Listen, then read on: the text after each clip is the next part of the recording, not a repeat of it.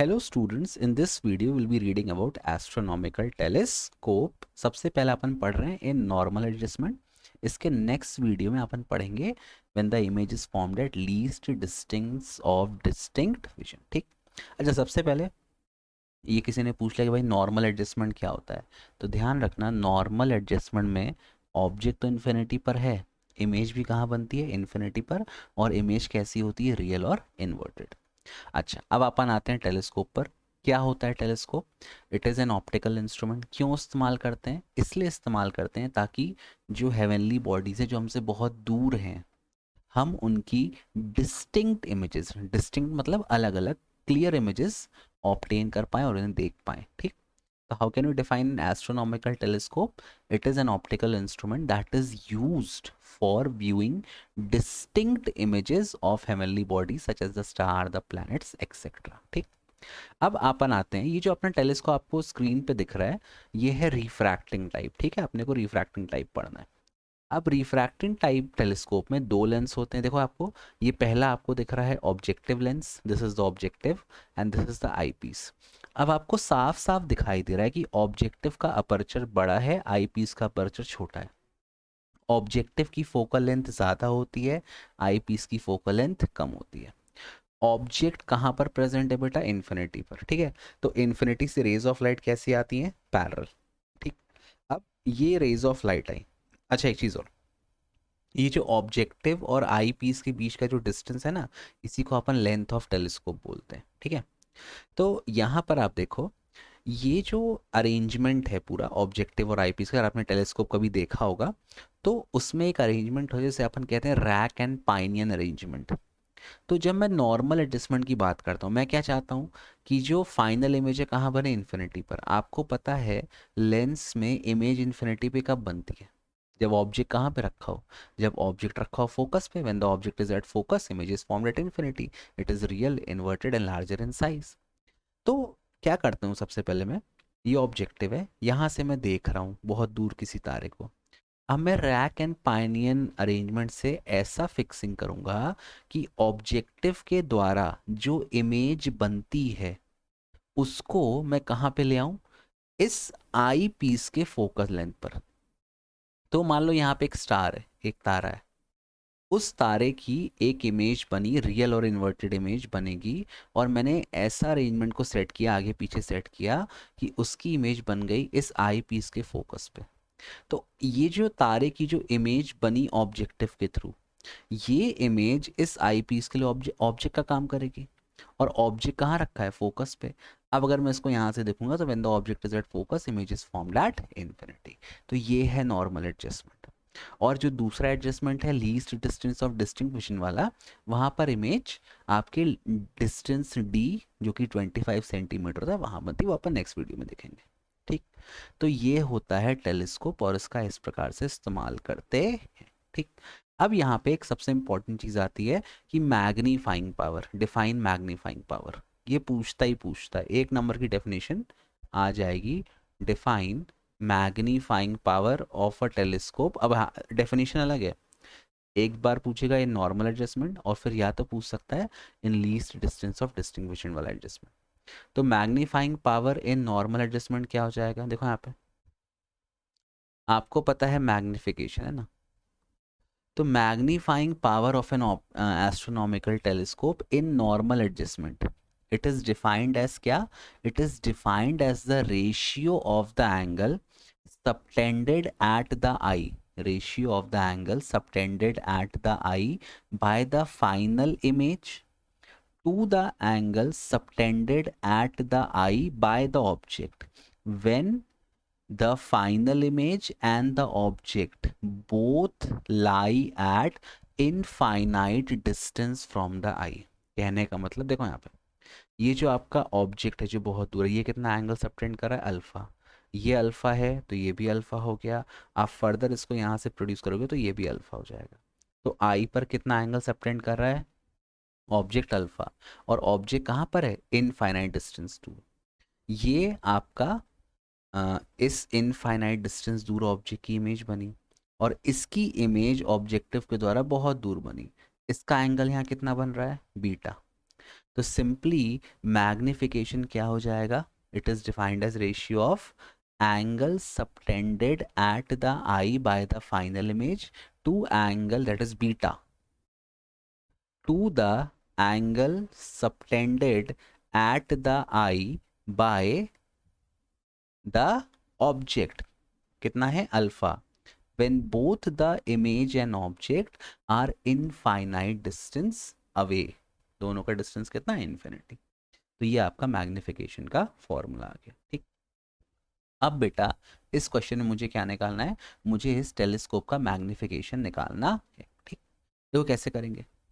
अब सबसे पहले मैं ये मानता हूँ कि ये जो एंगल है अल्फा और बीटा ये बहुत छोटे हैं, तो आप साइड में लिखते हैं ना, सिंस अल्फा कॉमा बीटा, ये मैंने जितनी आपको डेफिनेशन बताई है ना, ये सब आपको लिखना पड़ेगा। What is astronomical telescope, normal adjustment क्या होता है, और फिर मैग्नीफाइंग पावर की डेफिनेशन, और फिर इसके बाद आपको डेरिवेशन चालू करना है। तो अल्फ़ा बीटा स्मॉल है, तो alpha can almost be taken equivalent, एक minute, it can almost be taken equivalent to tan alpha, and beta can almost be taken equivalent to tan beta. एक चीज़ ध्यान रखना, ये प्रूफ 2 लाइन का है, अभी मैं आपको करूँगा, आपको लगेगा कितना लॉलीपॉप है, प्रूफ बहुत छोटा है बेटा। आपको मेन क्या याद रखना है, आपको मेन याद रखना है कि डायग्राम, जिसको डायग्राम याद हुआ उससे तुरंत बन जाएगा टेलीस्कोप। अब डायग्राम ऐसे तो याद होगा नहीं भैया, आपने टेलीस्कोप खुद तो बनाया नहीं है, तो डायग्राम आपको प्रैक्टिस करना पड़ेगा। तो मेरी बात मानना, आप प्लीज़ डायग्राम प्रैक्टिस कर लेना। अगर आपने डायग्राम प्रैक्टिस कर लिया तो फिर आपसे वहाँ पे तुरंत डेरिवेशन बन जाएगा, ठीक है। क्लियर है ये चीज़। तो please do practice, practice makes a man perfect, और वुमेन्स तो आर ऑलवेज परफेक्ट, है ना। तो देखो आगे बढ़ते हैं। तो ये मैग्नीफाइंग पावर अभी अपन कर रहे हैं, ठीक। हम्म, तो एंगल बहुत छोटे हैं, तो अल्फ़ा को मैंने टैन अल्फ़ा ले लिया और बीटा को मैंने टैन बीटा ले लिया। अब देखो यहाँ पे क्या हो जाएगा, आगे बढ़ते हैं अपन थोड़ा सा। तो m कितना हो जाएगा, m का फॉर्मूला हो गया tan beta upon tan alpha, ये फॉर्मूला हो गया। अब टैन बीटा आप कौन सा ट्राइंगल लोगे, ए डैश, ये है बी डैश, और ये है सी टू। तो एक बार आप लेना in triangle A dash B dash C two, ये सेंटर ऑफ कर्वेचर है, मतलब ऑप्टिकल सेंटर। और टैन अल्फा आप कहाँ से लोगे, आप ट्राइंगल लेना A dash B dash C one, ठीक है। तो मैं यहाँ पे साइड में लिख दे रहा हूँ, ठीक। आप बाद में अच्छे से वहाँ लिख देना इन ट्राइंगल, पहले मैं ले रहा हूँ टैन अल्फा के लिए A dash B dash C one, ठीक, ये वाला ए dash B dash C one.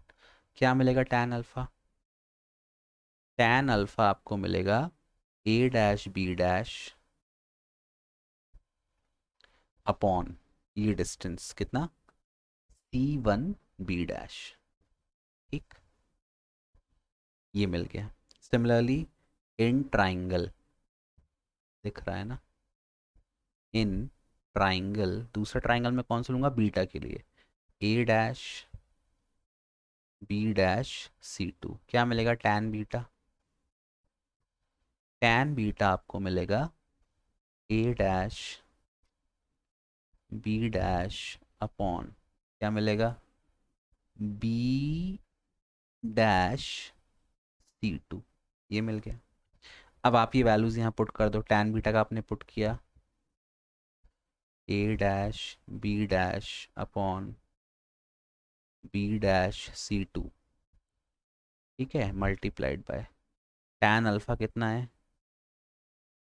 ए डैश बी डैश, अभी अपॉन वाला ऊपर चला आएगा, इतना तो आपको पता है, 12th में आ गए हो, upon C one B dash, A dash B dash A dash B dash cut गया, कितना बचा ये, C one B dash upon B dash C two. अब ध्यान से देखो, ये जो आपका ऑब्जेक्ट इन्फिनिटी पे था, अगर ऑब्जेक्ट इन्फिनिटी पे होता है तो इमेज कहाँ बनती है, फोकस पे। तो ये जो डिस्टेंस है C1 से लेकर ए डैश तक, ये किसके बराबर है, F not, that is focal length of the objective. और फिर मैंने रैक एंड पाइनियन से ऐसा अरेंजमेंट किया कि ये जो इमेज बनी है इस ऑब्जेक्ट एट इन्फिनिटी की, वो इमेज कहाँ पर लाई करे बेटा, इस आई पीस के फोकस पर। तो ये जो डिस्टेंस है B'(C2), ये किसके बराबर है, FE focal length of I piece.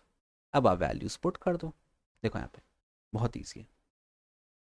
C1B', ठीक है, C1B' कितना आ जाएगा, ये लाइट के डायरेक्शन में अपन जा रहे हैं, C1B', तो ये आ गया F0 डिवाइडेड बाय, दूसरा है डिस्टेंस आपका B'(C2). अब देखो, all distance are measured from the optical centre, तो ये जो डिस्टेंस अगर मैं इसकी फोकल लेंथ नापता हूँ ये वाला, तो मैं तो इस तरफ जाऊंगा ना, और लाइट किस तरफ ट्रैवल कर रही है, इस तरफ। तो साइन कन्वेंशन से आपको क्या पता है कि अगर हम लाइट के डायरेक्शन में जाएंगे तो वो डिस्टेंस पॉजिटिव, और अगर लाइट के डायरेक्शन में अपोजिट जाएंगे तो वो डिस्टेंस नेगेटिव।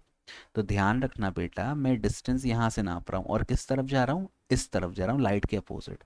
तो इसका जो फोकल लेंथ है वो मुझे नेगेटिव लेना है, -FE। कई सारे बच्चे क्या बोलते हैं कि नहीं सर, कॉन्वेक्स लेंस है तो फोकल लेंथ इज तो ऑलवेज पॉजिटिव। ऐसा नहीं करना है, यहाँ पे आपको लाइट के डायरेक्शन में जाना है, लाइट इस तरफ जा रही है, आप डिस्टेंस इस तरफ ले रहे हो।